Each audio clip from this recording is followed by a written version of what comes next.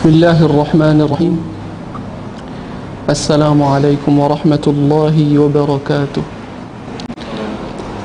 Alhamdulillahi rabbil alamin.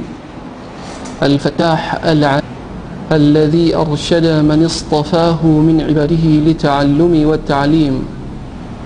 Wa afdalus salah wa atammu taslim ala sayyidina wa nabiyyina Muhammadin وعلى آله الطيبين الطاهرين ورضي الله عن الصحابة من الأنصار والمهاجرين وعنهم وفيهم برحمتك وجودك وكرمك يا أكرم الأكرمين ثم أما بعد فرب اشرح لي صدري ويسر لي أمري واحلل عقدة من لساني يفقه قولي.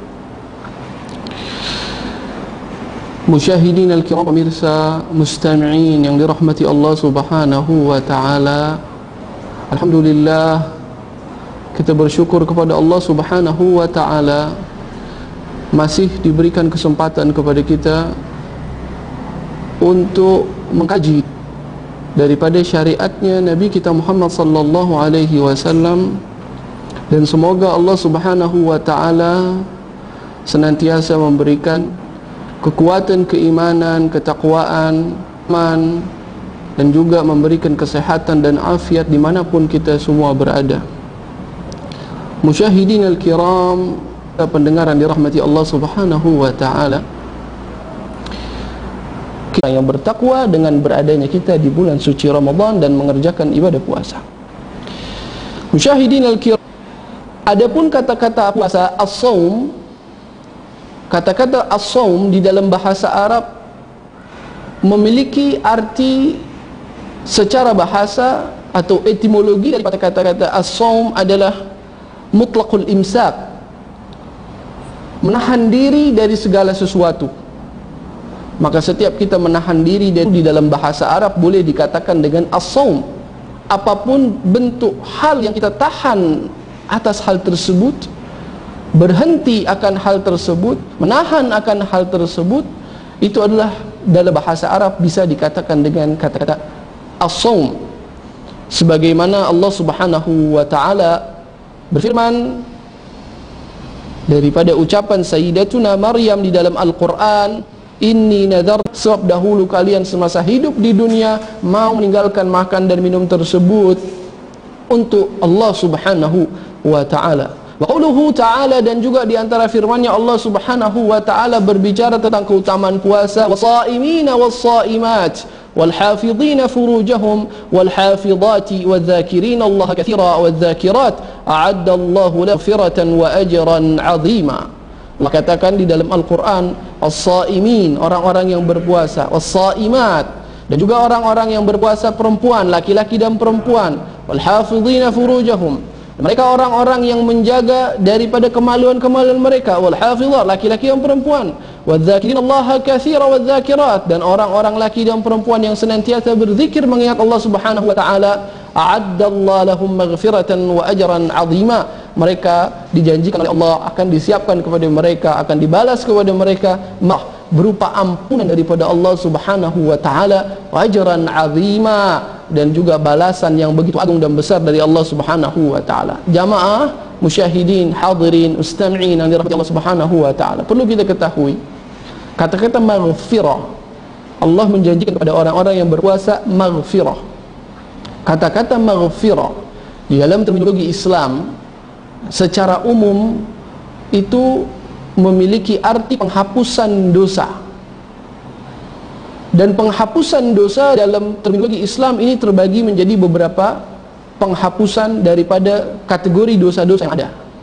Secara umum, perbuatan dosa atau suatu kesalahan itu disebut dengan maksiat, disebut dengan maksiat. Al-ma'siyah adalah bentuk segala macam bentuk dosa yang dilakukan oleh kita.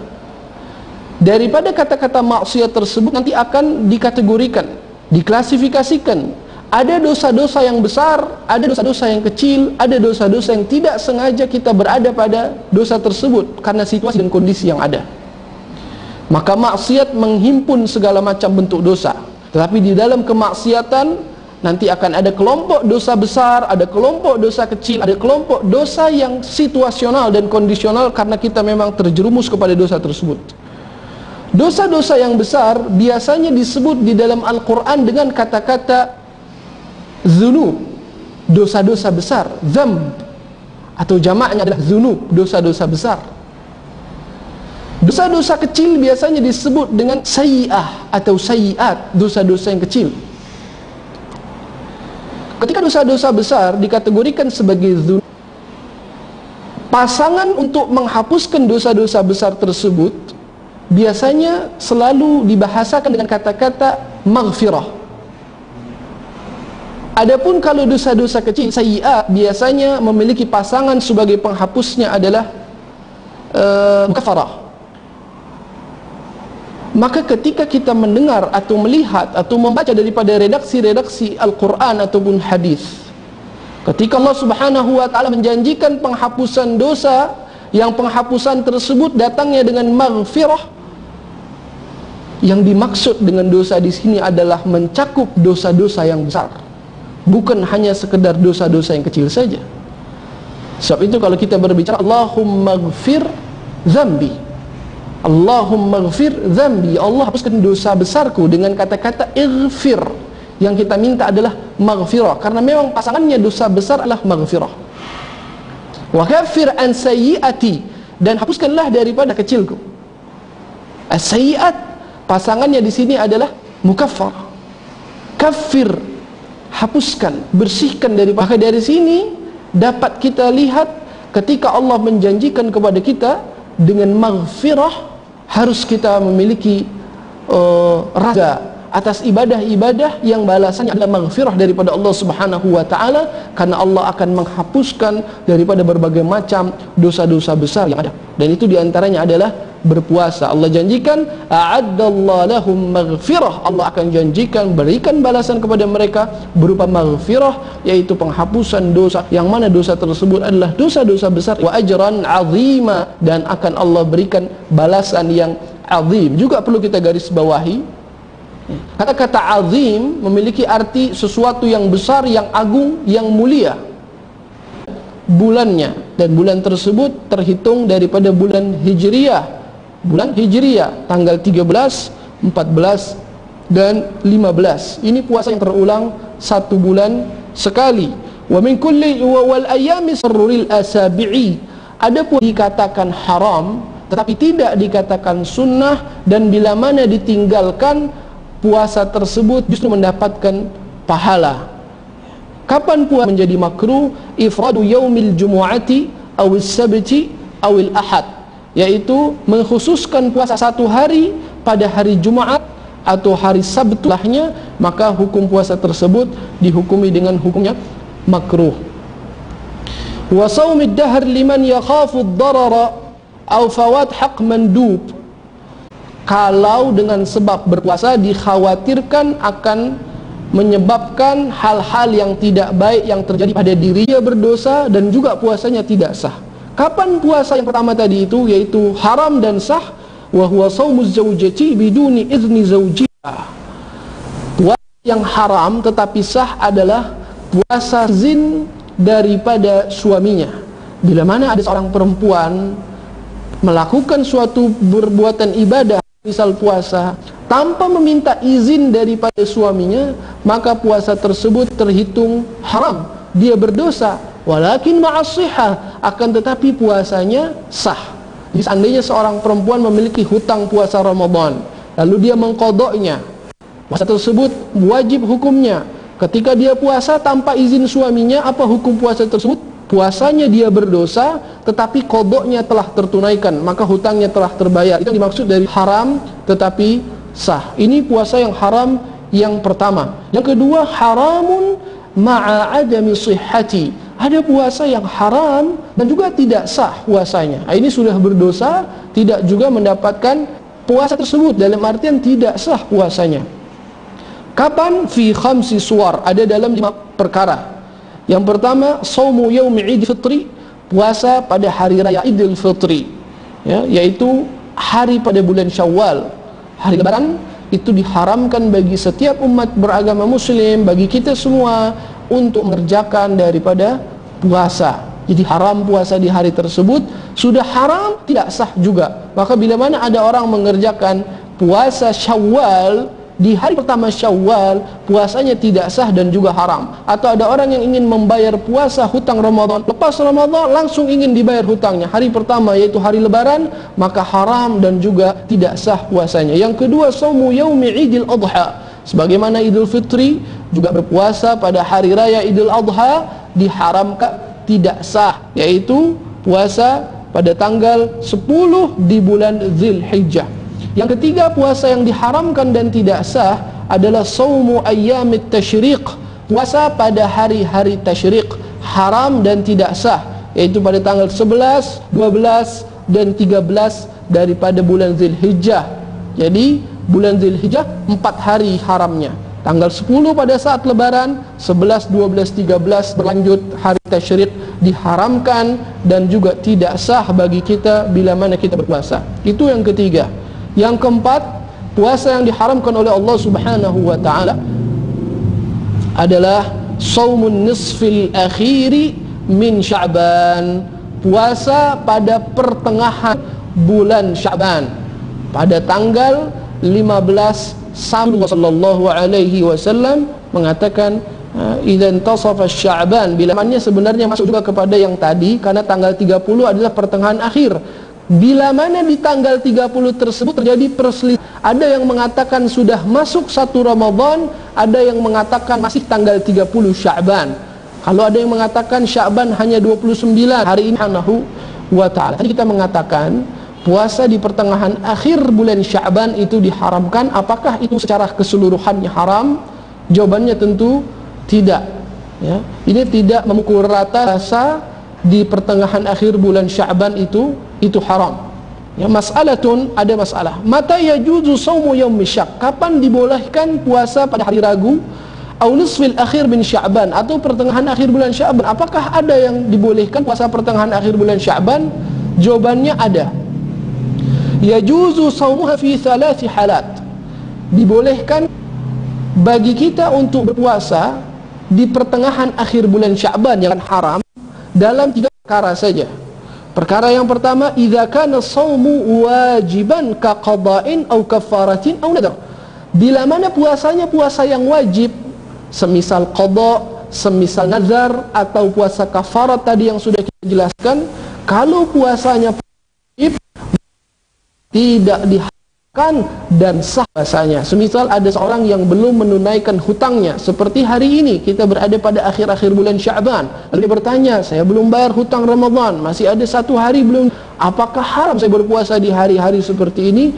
Jawabannya adalah kalau puasa itu puasa wajib, semisal qada, membayar hutang, atau puasa nazar, atau dan puasanya sah, bahkan sangat diminta untuk cepat-cepat kita mengerjakan sebelum kita masuk kepada bulan suci Ramadan. Jadi bagi seorang perempuan, bagi seorang laki-laki sekalipun yang merasa memiliki hutang bulan Ramadan tahun lalu belum dibayar, maka tunaikanlah walaupun telah masuk daripada bulan Sya'ban pertengahan akhirnya, sah dan dibenarkan puasa tersebut. Itu yang pertama. Yang kedua, kapan puasa setengah akhir bulan Sya'ban? Pertengahan akhir bulan Sya'ban itu dibolehkan idza kanat lahu sunnatun mu'tadah ay wirid. Bila mana seseorang yang memiliki kebiasaan mengerjakan puasa sunnah, seperti kebiasaan dia memiliki puasa sunnah Senin dan Kamis. Saya punya kebiasaan puasa Senin Kamis, Ustaz. Sekarang sudah masuk pertengahan Sya'ban, sudah masuk tanggal 16 ke atas. Apakah saya tidak boleh puasa Senin Kamis? Boleh, bila mana orang tersebut mengerjakan sunnah puasa tersebut menjadi kebiasaan baginya. Kalau dia punya kebiasaan puasa Senin Kamis, maka di tanggal-tanggal akhir bulan Sya'ban atau pertengahan akhir bulan Sya'ban tetap dibolehkan bagi dia untuk mengerjakan puasa sunnah tersebut bagi yang memiliki kebiasaan. Standar kebiasaan di sini adalah cukup dengan melakukan sekali. Semisal mulainya minggu lalu, kalau dari minggu lalu belum masuk pertengahan Sya'ban saya sudah puasa Senin Kamis, per minggu ini sudah dikatakan orang yang memiliki kebiasaan puasa Senin Kamis. Jadi tidak mesti sudah melakukan itu berbulan-bulan atau bertahun-tahun. Bila mana sudah mengerjakan sekali, minggu setelahnya itu terhukumi sudah memiliki kebiasaan melakukan puasa sunnah tersebut. Maka puasa sunnah yang kebiasaan walaupun telah masuk pertengahan akhir bulan Sya'ban dibolehkan dan dibenarkan oleh syariat. Yang ketiga dan yang terakhir, puasa sunnah yang dibolehkan atau puasa yang dibolehkan bila mana masuk pertengahan akhir bulan Sya'ban, idza wasala an-nisfa tsani bima qablahu, bila mana dia menggabungkan daripada pertengahan awal dengan pertengahan akhir bulan Sya'ban. Maksudnya bagaimana? Pertengahan awal kita gabungkan dengan pertengahan akhir. Pertengahan awal berada pada tanggal 15, pertengahan akhir bermula pada tanggal 16. Kalau kita ingin meneruskan puasa di pertengahan akhir bulan Sya'ban dan puasanya puasa sunnah, apakah dibolehkan? Dibolehkan bila mana tanggal 15-nya kita berpuasa. Semisal kita puasa tanggal 13, 14, 15, maka tanggal 16, 17, 18, 19 dan seterusnya dibolehkan bagi kita untuk melanjutkan puasa karena kita menggabungkan pertengahan awal dengan pertengahan akhir. Jadi kalau kita ingin puasa pertengahan akhir, maka usahakan di tanggal 15 Sya'ban kita berpuasa sehingga 16-nya kita boleh berpuasa dan begitu juga seterusnya. Fa idza afara yawman wahidan, bila mana dia memutus saya puasa 14, 15, maka 16 saya boleh berpuasa. 17, 18, 19. Tanggal 20 saya tidak berpuasa, maka tidak boleh lagi saya melanjutkan di tanggal 21 karena saya telah memutuskan puasa tersebut. Jadi kesimpulannya adalah puasa pertengahan akhir bulan Sya'ban yang digabungkan kalau kita tidak memutuskannya. Kalau kita memutuskan, maka setelah itu tidak lagi diperkenankan bagi kita untuk berpuasa pertengahan akhir bulan Sya'ban. Musyahidin, mustami'in yang dirahmati Allah Subhanahu wa taala. Alhamdulillah, itu pembahasan hukum puasa secara umum. Adapun penjelasan atau materi kita selanjutnya adalah kita akan membahas langsung kepada rukun dan hal-hal yang disunnahkan, lalu hal-hal yang membatalkan puasa. Musyahidin al-kiram, mustami'in, hadirin dirahmati Allah Subhanahu wa taala. Adapun hal yang perlu kita kerjakan di dalam puasa daripada rukun-rukunnya adalah yang pertama an-niyah. Sesuai daripada sabda Nabi Muhammad sallallahu alaihi wasallam, innamal a'malu binniyat. Sungguh daripada setiap amal peribadatan dan segala sesuatu itu ditinjau daripada niat-niatnya. Maka berpuasa diwajibkan kepada kita semua untuk berniat daripada puasa. Sawaun akana fardan am naflan. Mau puasa itu puasa yang wajib, yang fardu, ataupun puasa yang sunnah, semua puasa harus didasari atau dikerjakan dengan niat. Bila mana ada seseorang melakukan puasa tanpa adanya niat, maka tidak dibenarkan puasa tersebut dalam pandangan syariat. Kalau kita mengingat kembali tadi terminologi daripada puasa, di akhir kata-katanya biniyatin maksusah, yang dikerjakan dengan niat tertentu. Maka walaupun ada seseorang yang bangun daripada waktu fajar sampai masuknya maghrib, dia tidak mengerjakan hal-hal yang membatalkan puasa, tetapi dia tidak melakukan niat di malam harinya, maka puasa tersebut tidak dikatakan puasa menurut syariat, tapi dikatakan puasa menurut bahasa saja. Karena rukun daripada puasa, hal yang fardhu, yang wajib daripada puasa adalah an-niyat, yaitu adalah niat. Musyahidin kiram, jamaah yang dirahmati Allah Subhanahu wa taala, adapun niat di dalam bulan puasa, perbedaan ulama di dalam masalah niat. Mereka sepakat akan kewajiban atau rukun daripada puasa adalah niat. Tetapi ada perbedaan-perbedaan terhadap yang sunnah, kapan waktu niatnya, masuknya waktu maghrib sampai siang hari atau sebelum masuknya waktu zuhur. Jadi kalau kita puasa sunnah, terlambat niat malam boleh. Pagi-pagi belum sarapan, masuknya waktu zuhur, dengan catatan puasa fardu apa ini? Karena puasa fardu ada yang namanya Ramadan, ada yang namanya qada, ada yang namanya qada, ada yang namanya kafarah, ada yang namanya nazar. Ini puasa yang mana? Maka di dalam niat kita harus kita pertegas bahwa ini saya puasa Ramadan, ini saya puasa qada, ini saya puasa nazar, ini saya puasa kafarah. Bila mana puasa-puasa wajib harus ditayin, dipertegas, diperjelas ini puasanya puasa apa di dalam niatnya. Adapun puasa yang sunnah, la tajibu ta'yinu, tidak diwajibkan ditayin. Seandainya seseorang puasa di hari Senin, maka dia tidak perlu mempertegas bahwa hari itu adalah dia puasa hari Senin. Sah puasanya kalau dia hanya cukup mengatakan di dalam niatnya, atau dia memasukkan di dalam niatnya bahwa saya sekarang sedang berpuasa sunnah, tanpa perlu disebut ini Senin, ini Kamis. Selama puasa tersebut puasa sunnah, maka sah niatnya walaupun tanpa adanya penegasan daripada nama daripada puasa tersebut. Illa in kana shaumu muaqqatan, kecuali kalau puasanya adalah puasa yang memiliki waktu-waktu khusus, seperti puasa sunnah Arafah memiliki waktu khusus, maka perlu adanya ta'yin. Kalau dia puasa Arafah perlu disebutkan di dalam niatnya, dihadirkan di dalam niatnya bahwa dia puasa sunnah Arafah. Itu perbedaan niat yang kedua. Jadi yang pertama masalah tempo waktunya, yang kedua masalah ta'yin, penegasan niatnya. Yang ketiga perbedaan niat puasa wajib dan niat puasa sunnah adalah la yajuzu an yajma'a baina shaumi fardaini fi yaumin wahid. Kalau puasa yang puasa wajib tidak boleh didabelkan niatnya, tidak boleh menggabungkan dua puasa yang wajib ya di dalam satu hari. Semisal saya puasa qada Ramadan, lalu juga saya puasa nadar, atau saya puasa qada Ramadan dibarengi dengan puasa kafarah, apakah boleh? Tidak dibenarkan. Puasa wajib digabungkan dengan puasa yang wajib di dalam satu hari. Adapun kalau puasa sunnah, yajuzul jam'u baina shaumin naflaini fa akthar bi niyatin wahidah. Boleh menggabungkan niat puasa sunnah lebih dari satu di dalam satu hari, selama itu puasanya sunnah. Semisal saya niat puasa Arafah dan kebetulan pada hari Arafah hari Senin atau hari Kamis, maka saya barengi niat puasa tersebut, puasa Kamis, puasa Senin dengan puasa Arafah. Atau saya puasa Syawal, puasa 6 hari bulan Syawal, saya barengi dengan hari Kamis, saya barengi dengan hari Senin, atau saya barengi dengan hari Ayyamul Bid atau Ayyamus Sud. Ini dibenarkan. Jadi perbedaan yang ketiga di dalam niat-niat puasa adalah menggabungkan niat puasa. Kalau yang wajib tidak bisa menggabungkan lebih dari satu, atau tidak boleh menggabungkan niat puasa di satu hari.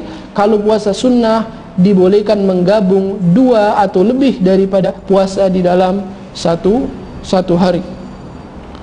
Musyahidin muslimin jamaah yang dirahmati Allah Subhanahu wa taala, ini adalah rukun yang pertama daripada puasa, yaitu masalah niat, dan telah kita jelaskan daripada masalah-masalah yang ada pada niat. Selanjutnya pembahasan yang kedua adalah rukun yang kedua daripada puasa adalah tarku mufattir atau tarku muftir, yaitu meninggalkan segala hal-hal yang membatalkan daripada puasa. Jadi setelah kita rukun niat, lalu rukun yang kedua daripada puasa adalah meninggalkan segala hal-hal yang membatalkan daripada puasa. Zakiran, dalam keadaan ingat. Maka kalau dia melakukan hal-hal yang membatalkan puasa dalam keadaan lupa, maka tidak batal puasanya. Mukhtaran, dalam keadaan tidak terpaksa. Maka bila mana seseorang membatalkan puasanya karena terpaksa, terancam, maka juga tidak batal puasanya. Ghaira jahilin ma'dzur, juga dalam keadaan memahami agama atau tidak menjadi daripada bagian orang-orang tidak mengerti hukum membatalkan puasa yang dimaafkan. Jadi nanti ada seperti ini, dengan adanya internet, dengan adanya hubungan-hubungan yang banyak kepada orang-orang yang belajar, maka kekeliruan dimaafkan. Ini yang perlu diketahui. Jadi dalam pandangan fikih, awam itu artinya bukan orang awam biasa, Tapi awam yang dimaafkan adalah tadi baru masuk Islam atau orang yang tidak memiliki komunikasi dan komunitas yang ada di atas gunung. Datang belajar di dalamnya tapi kita lalai dan kita salah, kesalahan itu tidak dimaafkan karena kita tidak dikategorikan sebagai orang awam lagi. Hadirin musyahidin yang dirahmati Allah Subhanahu wa ta'ala. Jadi rukun yang kedua daripada puasa adalah meninggalkan segala hal-hal yang membatalkan puasa dalam keadaan tidak lupa. Kalau lupa dia tidak batal, dan juga tidak terpaksa. Kalau terpaksa dia tidak batal, dan juga dengan pemahaman. Kalau dia tidak faham dan tidak faham yang dimaafkan tadi, maka dia juga tidak batal. Dan apa saja hal-hal yang membatalkan daripada di dalam bulan suci Ramadan, daripada kesunahan-kesunahan yang ada. Secara umum kita akan membahas sedikit sunnah-sunnah tersebut. Yang pertama, di antara sunnah-sunnah Ramadan atau sunnah-sunnah puasa adalah ta'jilul fitri idza tayaqqana al-ghurub. Ta'jil al-fitr. Disunnahkan kepada kita untuk mentakjil. Ya, apa itu ta'jil? Mempercepat. Ya, jadi ta'jil itu bukan nama makanan, akan bentuk kegiatan membagikan makanan itu disebut dengan membagi ta'jil, tapi yang dimaksud dengan ta'jil adalah mempercepat. Jadi kadang ada orang mana ta'jilnya, mana makanannya, itu keliru. Karena ta'jil artinya bukan makanan, tapi ta'jil adalah mempercepat. Buka puasa itu disebut dengan ta'jil. Jadi sunnah membuka puasa itu dengan dipercepat, dengan mentajil, dengan mempercepat buka puasa. Idza tayaqqanal ghurub, kalau dia yakin sudah masuk waktu maghrib, batal bisa puasanya. Bukan yang semacam ini daripada sunnahnya. Jadi sunnahnya adalah kalau kita yakin sudah masuk waktu maghrib, maka disunnahkan untuk mempercepat daripada membuka puasanya. Jadi sunnah buka puasa dipercepat, dan itu adalah sunnah-sunnahnya para nabi-nabi. Rasulullah SAW katakan salas min akhlaqin nubuwah, ada 3 perkara daripada akhlak-akhlak para nabi, yaitu ta'jilul iftar, mempercepat buka puasa, wa ta'khir suhur, dan juga mengakhirkan waktu sahur, dan yang terakhir adalah berkenaan dengan masalah posisi tangan di dalam solatnya. Musyahidin rahimakumullah, itu adalah sunnah yang pertama, yaitu mempercepat buka puasa. Yang kedua daripada sunnah puasa adalah as-suhur walau bijur'ati ma. Suhur yaitu mengerjakan suhur. Ya, ada namanya sahur, ada namanya suhur. Ya. Suhur itu perbuatannya. Sahur itu waktunya. Kadang-kadang kita selalu bilang sahur. Sahur itu sebenarnya waktunya. Kalau perbuatannya itu disebut dengan suhur. Ya. Di antara sunnah-sunnahnya adalah suhur, makan, minum, dan yang semisalnya. Walau bijur'a, walaupun dengan seteguk air. Walaupun dengan seteguk air. Karena ini sunnah. Jadi kita melakukan sahur harus kita niatkan sunnah, bukan hanya untuk mengenyangkan makanan saja. Ada orang, saya sudah kenyang, saya tidak perlu lagi makan karena saya sudah kenyang. Apakah orang tersebut tidak perlu sahur? Usahakan agar tetap sahur walaupun hanya minum 1 gelas air, karena di waktu sahur ada keutamaan yang besar, ada keberkahan, ada kesehatan, ada syifa. Rasulullah katakan makanan yang dihidangkan di waktu sahur adalah makanan yang penuh keberkahan. Di dalamnya ada obat, di dalamnya ada sebagai macam daripada obat-obat yang bisa menyembuhkan berbagai macam daripada penyakit. Dan itu adalah bentuk kita menjalankan sunnah. Jadi harap bagi pada semua jamaah, pada semua musyahidin, bila mana kita mengerjakan puasa lalu kita merasa kenyang di malam hari, tetap kita bangun sahur, karena itu disunnahkan kepada kita untuk mengerjakan sahur walaupun hanya seteguk air putih saja. Wa yadkhulu waqtu as-suhuri min muntasifil lail. Adapun waktu sahur, sudah kapan dikatakan masuk waktu sahur? Semenjak kapan? Masuknya waktu sahur min muntasifil lail, dari pertengahan malam hari. Ya. Pertengahan malam hari itu cara menghitungnya adalah masuknya waktu maghrib sampai masuknya waktu subuh. Dari maghrib ke subuh, pertengahannya itu kita lihat. Jadi kalau misalnya maghribnya dari jam 6, subuhnya misalnya jam 4:30 atau jam 5, kita tinggal potong di tengahnya. jam berapa. Jadi bukan muntasifil lail itu harus jam 12 malam, tapi kita menghitungnya caranya adalah pertengahan malam itu adalah antara maghrib sampai subuh, tengah-tengahnya itu jam berapa? Itu adalah muntasifil lail, ya. Jadi bila mana sudah masuk pertengahan malam, sudah dikatakan suhur, sudah masuk waktu sahur, sudah boleh orang untuk mengerjakan suhur. Semisal masuknya misalnya jam setengah 1 atau jam 12 atau jam 11. Bila mana ada seseorang yang sudah merasa saya mengantuk sekali, nanti tidak bisa sahur, sekarang sudah jam 11. Seandainya perhitungan jam tadi sudah pertengahan malam, maka cukup dia minum air putih, sudah mendapatkan dia pahala daripada suhur. Jadi suhur itu tidak mesti sudah subuh, tetapi semenjak pertengahan malam hari.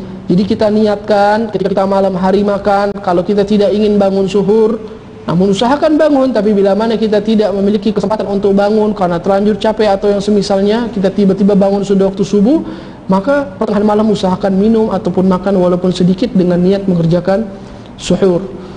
Sunnah yang selanjutnya adalah takhirus suhur, yaitu menerlambatkan waktu sahur. Jadi sahur secara umum atau suhur secara umum itu sunnah dari tengah malam sampai sebelum masuknya waktu subuh. Tetapi afdalnya adalah diterlambatkan. Jadi usahakan semakin terlambat semakin sunnah atau semakin afdal. Sebagaimana puasa semakin cepat buka semakin sunnah atau semakin afdal. Bihaitu la yafhushu ta'khir, tetapi menerlambatkannya juga bukan menerlambatkan yang sampai merusak puasa. Ya kadang ada orang yang menerlambatkan sampai azan dia masih minum. Ini bukannya menerlambatkan, tapi namanya dia makan pada saat waktu puasa atau dia minum pada saat waktu puasa, puasanya tidak sah. Karena tidak mungkin seseorang azan kecuali harus sudah masuk waktu subuh. Sementara waktunya puasa adalah semenjak dari awal waktu subuh. Jadi sebelum azan, ketika imsak itu sudah berhenti kita untuk berpuasa, ya, untuk makan dan minum. Jadi yang dimaksud menakhirkan, menterlambatkan sahur kurang lebih, ya, menurut pandangan ulama, ya, wa yumsiku nadban, menahan diri daripada makan dan minum disunahkan anil akli qabla al-fajri, sebelum subuh, binahwi khamsina ayat, seukuran orang membaca Al-Quran 50 ayat, kurang lebih rubu' sa'ah, 15 menit. Jadi afdalnya suhur itu berhenti 15 menit sebelum masuknya waktu subuh. Dan waktu tersebut disunahkan untuk imsak. Waktu tersebut disunahkan untuk imsak. Ini diantara sunnah-sunnah puasa. Selanjutnya sunnah puasa yang selanjutnya adalah al-fitru ala rutabin witran. Disunahkan di dalam bulan puasa ketika kita berbuka puasa untuk berbuka dengan rutab, kurma setengah matang, kurma rutab. Rasulullah sallallahu alaihi wasallam berbuka, mengajarkan kepada kita untuk berbuka dengan rutab, ya. Rutab ini kurma yang antara kering dengan basah. Sebelum dia matang, kurma itu disebut dengan rutab, ya.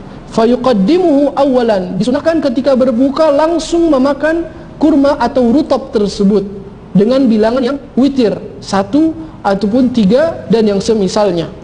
Fa in lam yajid, seandainya dia tidak memiliki rutab, fabusr, maka kita makan atau berbuka dengan busr. Busr ini kurma yang masih mentah. Ya, kalau di Indonesia masih asing kurma busr ini, agak jarang. Tetapi sunnahnya kalau tidak ada rutab, kita makan busr. Busr ini kurma yang masih agak sedikit mentah. Ya. Kalaupun tidak ada busr, fa in lam yajid fatamr, baru disunnahkan memakan tamr, kurma. Ya. Jadi tamr itu yang biasa kita makan, tamr kurma yang sudah matang itu disebut dengan tamr. Itu derajatnya ketiga. Sebenarnya kalau yang pertama itu sunnahnya pakai rutab. Rutab itu yang masih agak setengah matang. Jadi rutab, kalau tidak ada rutab busr, kalau tidak ada busr baru pakai tamr. Tamr itu kurma yang sudah matang, yang biasa di masjid-masjid, yang biasa banyak.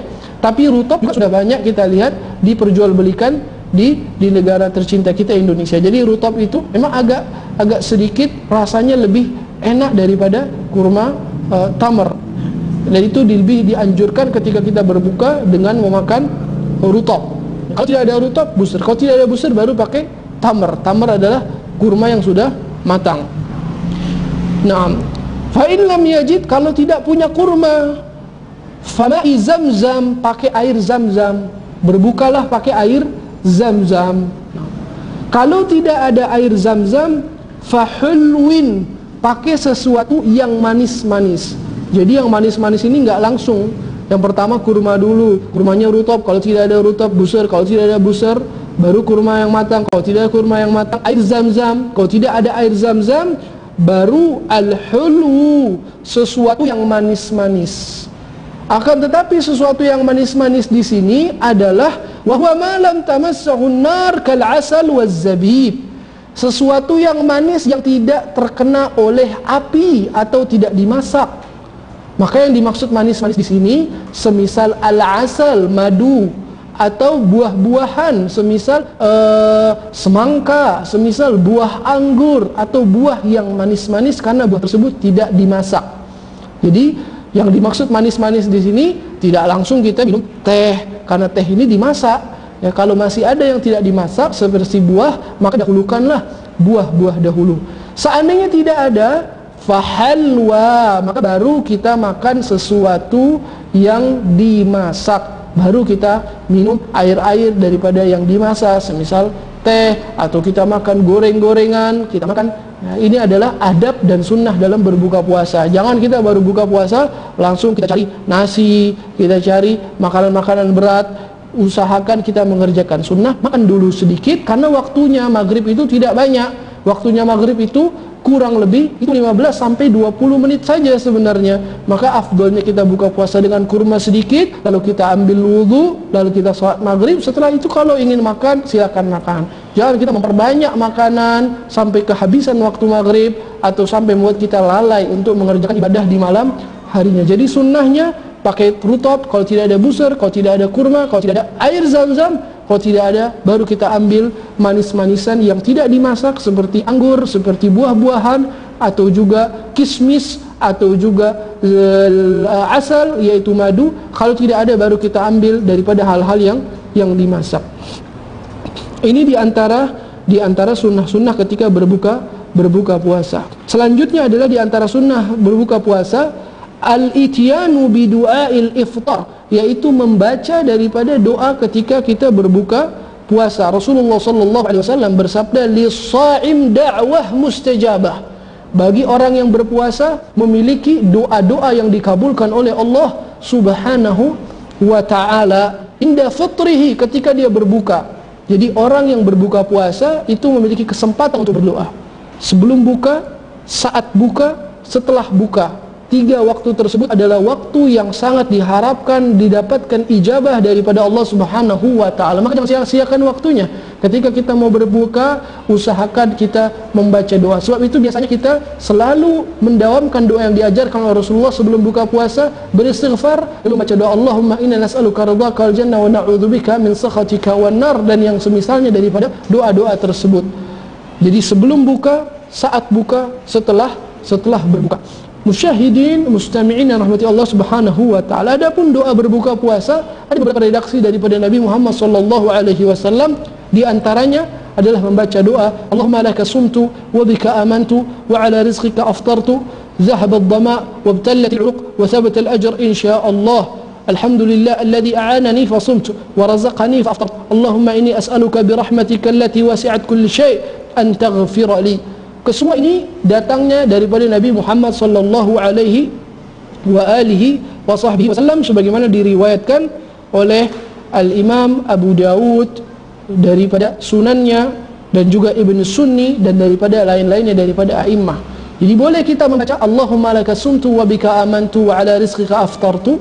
Boleh juga kita membaca dhahaba ad-dhama wa ibtallatil 'uruq wa thabata al-ajr insyaallah. Atau kita membaca doa, sebelum membaca doa tersebut tentunya kita membaca doa makan. Allahumma barik lana fi ma razaqtana wa anta khairur raziqin wa qina adzaban nar. Lalu kita membaca doa berbuka puasa tersebut. Dhahaba ad-dhama, dari redaksi tersebut diminta untuk kita membacanya setelah kita berbuka.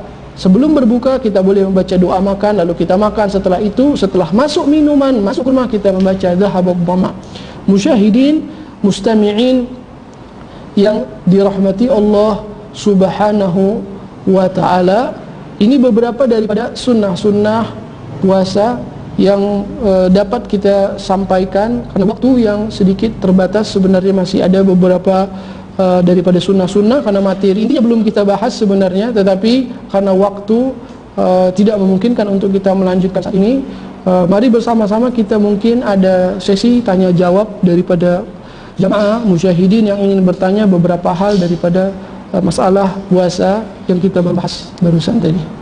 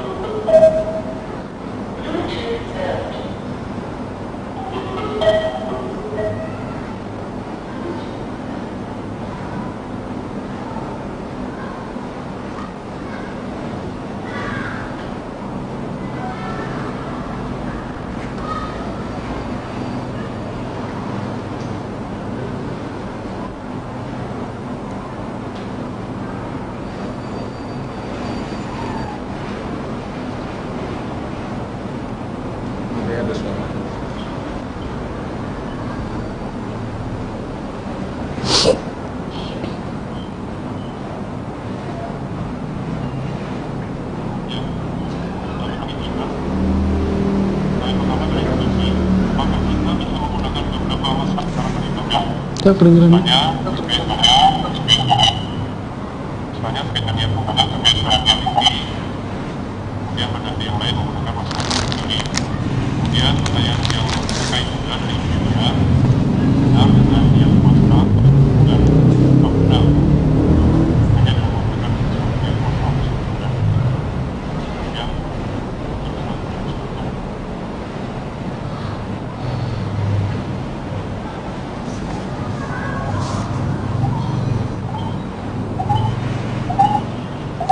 Ini saya bacakan ya beberapa pertanyaan.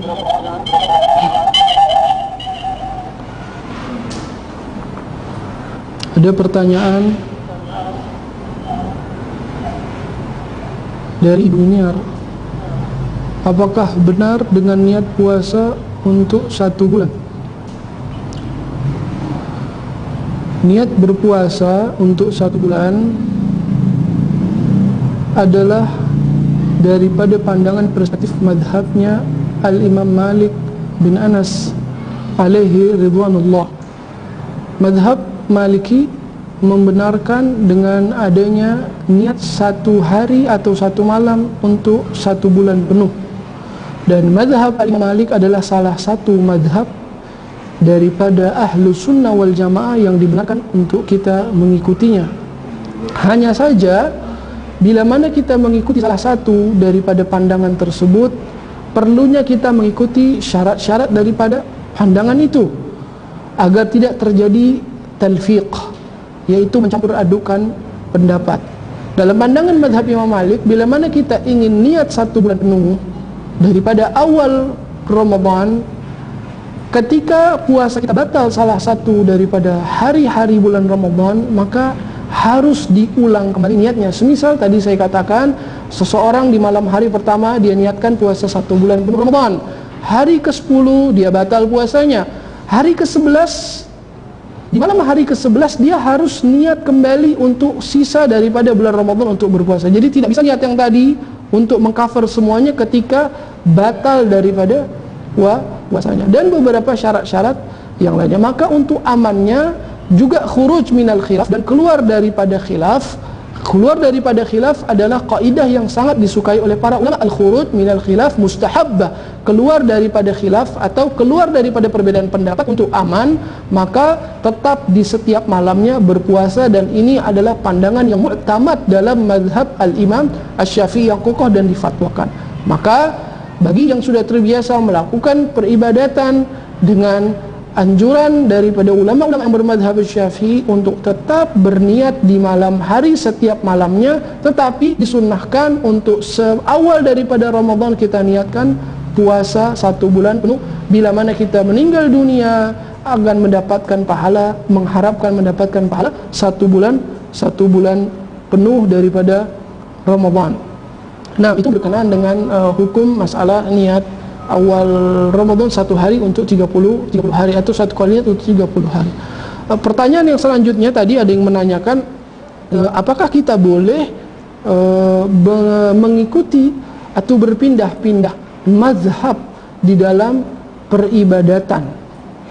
Mazhab dalam Ahlussunnah wal Jamaah di dalam fikih yang diikuti sampai dengan hari ini ada 4, yaitu mazhabnya Imam Abu Hanifah, lalu mazhabnya Imam Malik, lalu mazhabnya Imam Muhammad ibn Idris Asy-Syafi'i, lalu mazhabnya Imam Ahmad ibn Hanbal. Sebenarnya ada mazhab-mazhab yang lain, ada ulama-ulama mujtahid mutlak yang lain, hanya saja terputus karena tidak sampainya daripada murid-murid beliau, murid-murid mereka daripada ilmu-ilmu mereka yang dituliskan kepada kita di hari ini. Sehingga 4 mazhab ini adalah 4 yang diikuti di dunia ini dari masalah syariat, fikih al-Islam dalam pandangan Ahlussunnah wal Jamaah. Jadi apakah dibolehkan untuk seorang muqallid, orang yang mengikut daripada keempat madhab tersebut, dari salah satu dari keempat madhab tersebut, dibolehkan untuk berpindah-pindah dengan catatan berpindah itu disebut dengan taklid, mengikuti atau berpindah daripada salah satu pandangan ulama. Yang dimaksud dengan taklid adalah mengikuti satu masalah hukum dengan syarat-syaratnya di dalam suatu qadiyah atau di dalam suatu permasalahan masalah ibadah. Yang tidak dibenarkan adalah talfiq. Yang dimaksud dengan talfiq adalah mengikuti satu masalah lalu meninggalkan masalah yang lain dan mencampurkan dengan masalah yang difatwakan oleh mazhab atau yang dikeluarkan oleh mazhab yang lain. Semisal, apapun bersyahwat ataupun tidak, batal wudunya. Tetapi selama kita hanya mengetahui kulit-kulitnya saja, oh saya tahu kalau ini boleh, kalau ini tidak boleh, tapi syaratnya saya tidak kerjakan, maka ini disebut dengan talfiq yang tidak dibenarkan dikerjakan oleh para ulama. Itu adalah pertanyaan. Mungkin ada pertanyaan selanjutnya.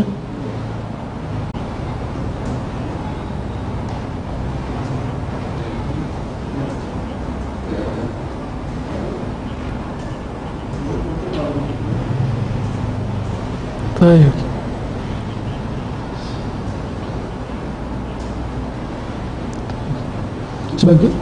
Sebagaimana tadi di dalam muqaddimah sebelum kita masuk pembahasan, sebenarnya kita ini sekarang dalam keadaan seperti ini memiliki kesempatan lebih untuk kita bedakan antara mendengarkan ceramah hikmah dengan belajar. Yang saya maksud dengan belajar di sini adalah meningkatkan kualitas ibadah kita dengan mempelajari daripada hukum-hukum yang apa kita ingin kerjakan. Semisal tadi kenapa kita membahas fikih puasa? Karena sebelum kita puasa alangkah bagusnya kita berbicara hukumnya dulu, sah atau tidaknya dulu. Baru setelah itu kita berbicara samarah, buah daripada ibadah kita. Karena ada orang mencari buah tetapi tidak mengerti benar atau tidak ibadahnya. Ini adalah suatu yang juga kurang tepat. Maka saran saya yang pertama, di waktu yang luas ini, yang banyak ini, yang kosong ini, sibukkanlah dengan belajar.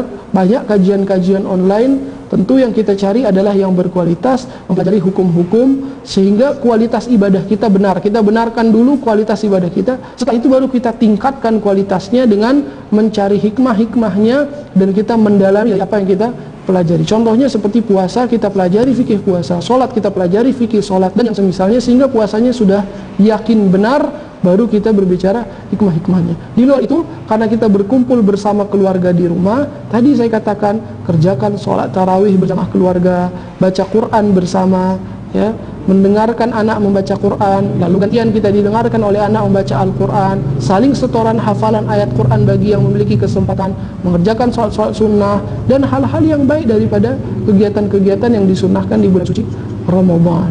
Banyak sekali kegiatan-kegiatan yang bisa kita kerjakan. Yang terpenting dan terbaik adalah belajar, ya. Belajar dalam artian apa saja yang perlu kita pelajari, yang sedang kita hadapi. Ilmu sholat, ilmu puasa, daripada hal-hal yang wajib yang perlu kita ketahui. Itu diantara saran-saran yang bisa saya sampaikan. Mungkin ada lagi yang ingin ditanyakan?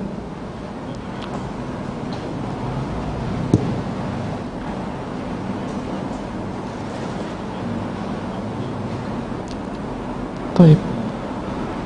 Ada pertanyaan, bagaimana hukum bagi seorang perempuan yang sedang menyusui dan dia tidak berpuasa misalnya, ya. Apakah dia membayar qadha hutang puasanya atau cukup dengan mengeluarkan fidyahnya saja, ya. Jawabannya ada, dilihat bila mana seorang perempuan, atau ini bagi laki-laki juga sebenarnya, tapi kasus yang sering terjadi adalah perempuan karena tidak mesti menyusui. Siapa saja yang membatalkan puasanya, siapa saja yang membatalkan puasanya karena rasa khawatir atas orang lain, bukan khawatir akan dirinya, ya. Kalau khawatir akan dirinya, semisal seorang perempuan tidak puasa karena memang dia kelaparan, dia tidak bisa menahan lapar, yang dia pikirkan adalah bukan bayinya, ya. Maka dia nanti harus mengqadha tanpa perlu membayar fidyah. Tetapi bila mana dia membatalkan puasanya dengan sebab menyusui tadi, alasannya karena dia khawatir dengan anaknya, yang dikhawatirkan anaknya, kalau saya nanti puasa, gizi di ASI ini nanti tidak baik untuk anak saya. Sebenarnya untuk dirinya dia tidak masalah, yang difikirkan adalah anaknya. Maka dia harus mengeluarkan fidyah, juga dia harus mengqadha, ya. Jadi jangan salah faham, orang yang mengeluarkan fidyah juga harus mengqadha, bukan berarti dia hanya mengeluarkan fidyah saja tapi dia tidak mengqadha puasanya. Jadi lihat, apakah ibu tersebut membatalkan puasanya karena dirinya yang memang merasa tidak kuat, atau karena anaknya, karena dia khawatir kalau dia tidak makan nanti ASInya kurang baik. Ketika dia khawatir terhadap anaknya ini berarti orang lain, bukan dirinya dia sendiri, maka dia harus mengeluarkan fidyahnya dan juga dia harus membayar qadha hutang puasanya. Tapi kalau dia hanya khawatir kepada dirinya sendiri saja, maka dia cukup dengan membayar qadha puasanya. Itu daripada pertanyaan yang tadi. Ada lagi mungkin?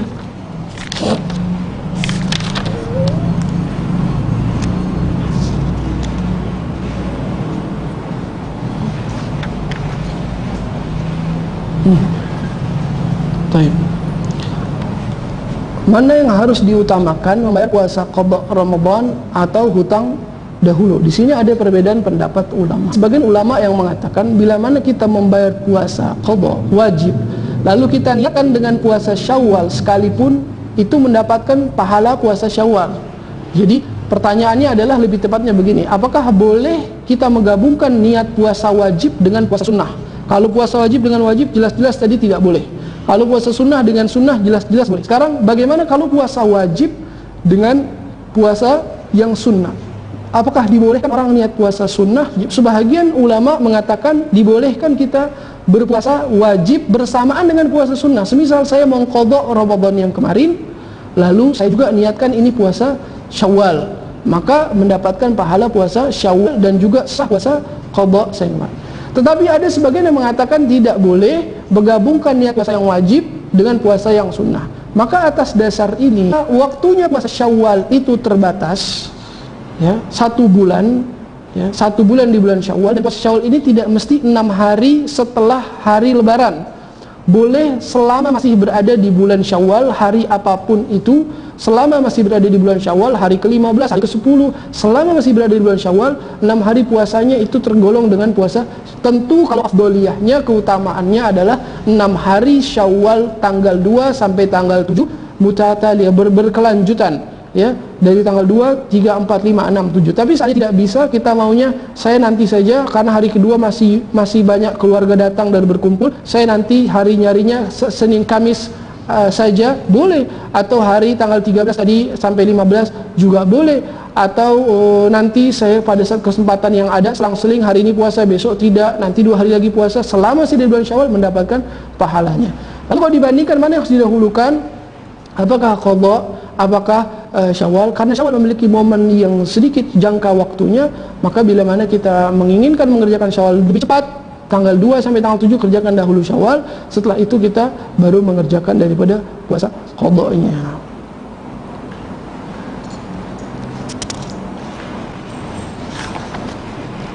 Ada lagi mungkin?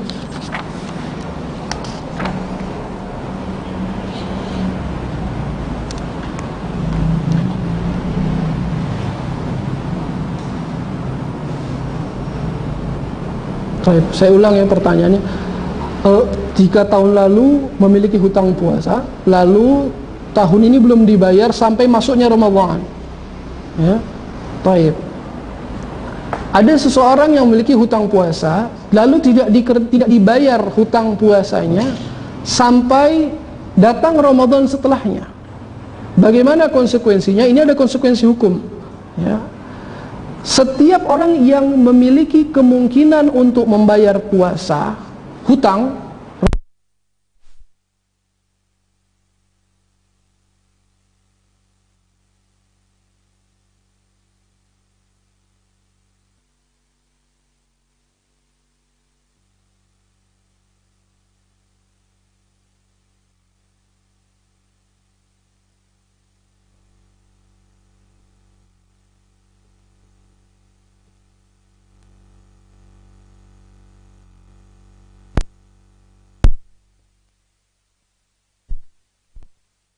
bila mana seseorang memiliki hutang puasa yang belum dibayar sampai datang Ramadan setelahnya, maka dia harus membayar puasanya plus mengeluarkan fidyahnya. Jadi bukan hanya membayar puasanya, tapi justru membayar fidyahnya, dengan catatan ada kemungkinan untuk bisa membayar. Bagi yang tidak memiliki kemungkinan, contohnya tahun lalu orang tersebut sakit, lebaran sakit, terus sampai hari ini dia sakit sehingga tidak memiliki kesempatan untuk membayar. Ya, ketika dia masuk Ramadan, keluar Ramadan tahun berikutnya sembuh, apakah dia wajib mengeluarkan fidyahnya? Tidak, dia hanya perlu mengganti puasanya saja.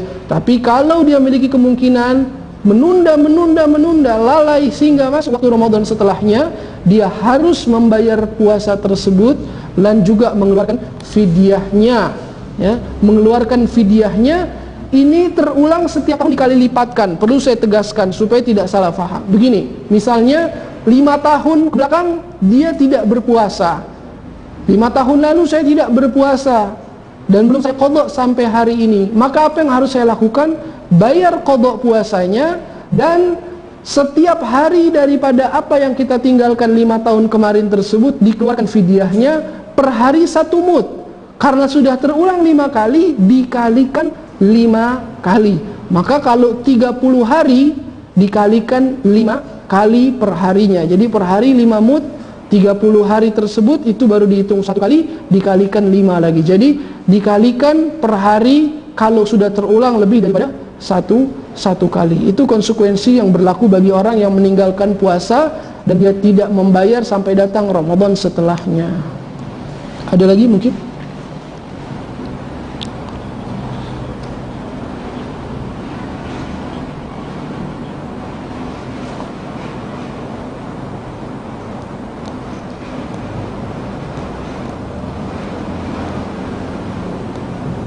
Bagaimana? Baik.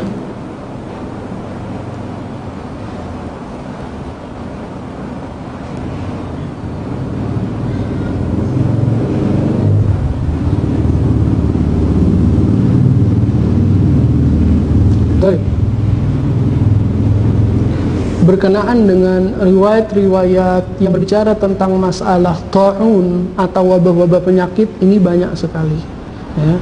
Dan Ibn Hajar al-Asqalani dan para ulama-ulama yang lain memiliki satu karya yang khusus berbicara tentang masalah wabah. Ya. Dan di dalam riwayat-riwayat tersebut banyak anjuran, banyak tata cara, banyak sikap-sikap yang minta dikerjakan oleh kita, dan juga seperti bukan ramalan tetapi apa yang telah diberitahu oleh Nabi Muhammad SAW kepada kita tentang masalah-masalah tersebut. Ya. Untuk memastikan apakah hadis itu sahih atau tidak, tentu dari segi mana kesahihan hadis itu dipandang. Karena hadis sahih ini nanti dilihat dari siapa yang menilai hadis tersebut. Karena ada ulama yang memandang satu hadis ini sahih, ada yang memandang satu hadis ini tidak sahih. Jadi hadis sahih itu tidak mesti apa yang ada pada Sahihul Bukhari dan tidak mesti apa yang ada pada Sahihul Muslim. Ada ulama yang tidak ada mensahihkan hadis yang hadis tersebut tidak ada dalam Sahih Al-Bukhari, seperti Al-Hakim di dalam Al-Mustadraknya dan lain-lain. Jadi kita tidak perlu menyibukkan diri untuk mencari kesahihan suatu hadis, tetapi melihat Ya, tentu kalau memang hadis-hadis yang palsu memang tidak bisa kita percaya, tapi selama hadis itu bukan hadis yang palsu, ya, maka tidak perlu kita meributkan untuk apakah hadis ini sahih atau tidak, karena ada ulama yang mensahihkan, semisal Ibnu Hajar Al-Asqalani, dan beliau adalah Amirul Mukminin fil hadis. Beliau adalah seorang Amirul Mukminin fil hadis, walaupun nanti dari segi yang lain tidak disahihkan. Juga Al-Imam An-Nawawi yang mensahihkan, karena Al-Imam An-Nawawi adalah seorang imam fil hadis. Tetapi bila mana kita mendapatkan masalah-masalah seperti ini, bukan menjadi ranah pembahasan kesahihan suatu hadis selama tidak palsu berita-berita tersebut. Ya, nah, ada lagi mungkin?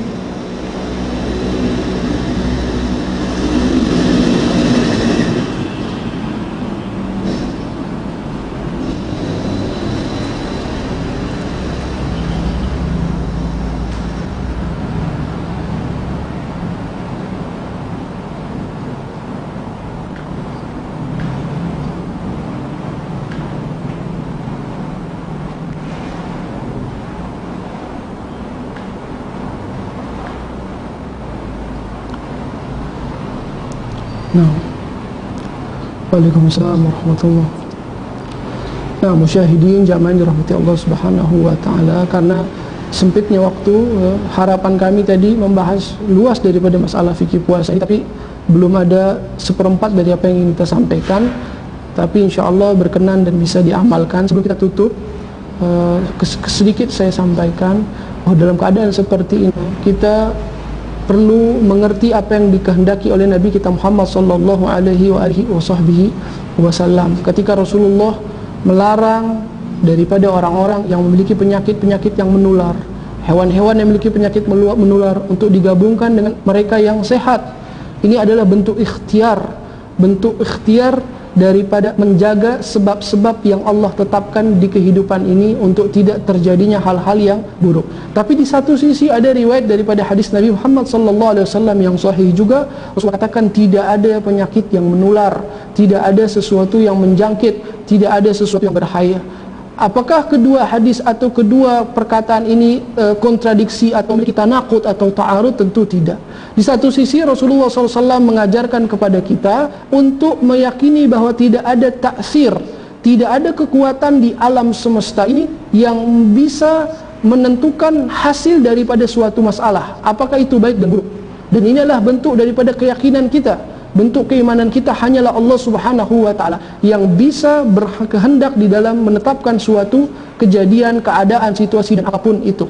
Tapi di sisi lain Rasulullah SAW mengajarkan juga kepada kita bahwa kita harus mengambil daripada sebab-sebab yang Allah tetapkan di muka bumi ini dengan ikhtiar. Maka hadis tersebut tidak saling bertabrakan, tapi saling melengkapi satu dengan yang lain, yaitu bahwa Allah menetapkan suatu keadaan, suatu kejadian, suatu apapun itu baik dan buruknya, tetapi dengan bersamaan kita berikhtiar di dalam menjaga daripada sebab-sebab tersebut. Maka menjaga kebersihan, menjaga diri daripada berkumpulan dan hal-hal yang telah dianjurkan oleh pemerintah, itu adalah bentuk ikhtiar kita. Di balik itu apapun hasil setelah kita berikhtiar, itu adalah bukan daripada usaha kita, tetapi adalah ketetapan yang datangnya daripada Allah Subhanahu wa ta'ala. Sebelum saya tutup dengan doa, sebagaimana kita berikhtiar menjaga daripada hal-hal yang akan mendatangkan sesuatu yang buruk yang ditetapkan oleh Allah, berupa menjaga kebersihan, menutup wajah kita dengan masker, tidak berkumpul dengan orang-orang, juga kita harus menjaga sebab-sebab yang Allah tetapkan, yang ditentukan oleh syariat,